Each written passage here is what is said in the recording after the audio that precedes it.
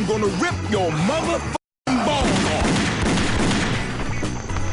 Tonight, these unlikely allies will confront terror most foul in the blood-soaked halls of Papa's Palace of Pain.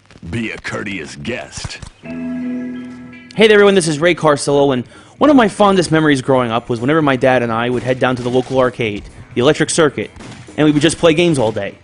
My mother, of course, still blames him for the life path I've chosen for myself because of it, but anyway, we played fighters like Tekken or Street Fighter 2, and I'd play games that my dad wasn't as interested in, like Turtles in Time or the X-Men arcade game.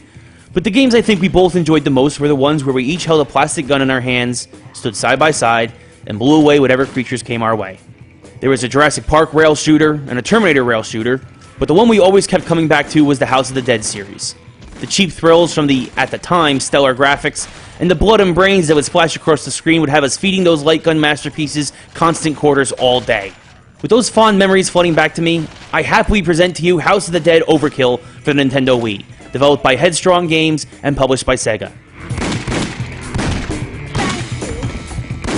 Overkill is the first in the House of the Dead series to be exclusive for a home console, and also serves as a prequel to the accepted House of the Dead chronology.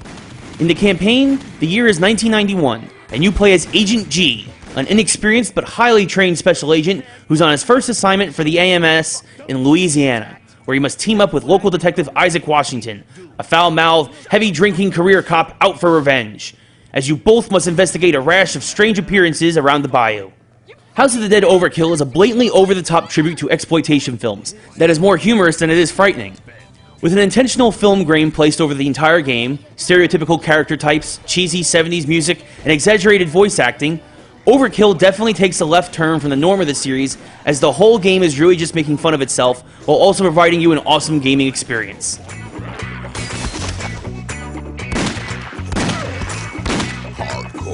As with all rail shooters, your movement is done for you by the game itself, as you clear away enemies and rely on your targeting skills to advance through the 6 episodes that the game is broken down into.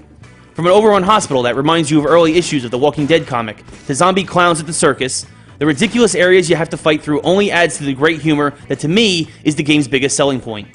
Once you beat the game, you can also unlock a director's cut version that sees the zombies able to take more damage and gives the players limited continues to extend what is overall a very straightforward light gun experience.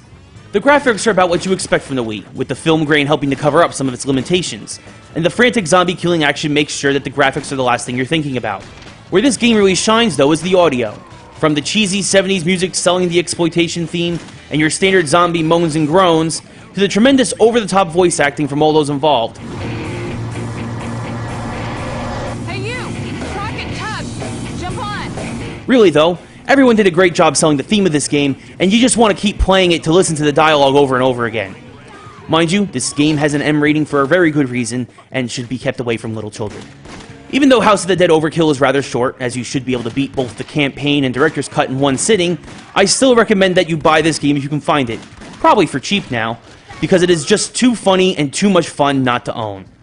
Not to mention it gets even better when you can share the experience with a friend by having them pick up a second controller and have them take over as Isaac Washington, or you grab a second controller yourself and dual wield if you're looking for an extra challenge.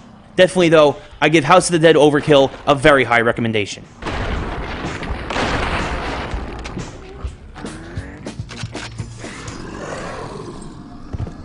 You disgust me, Nigel!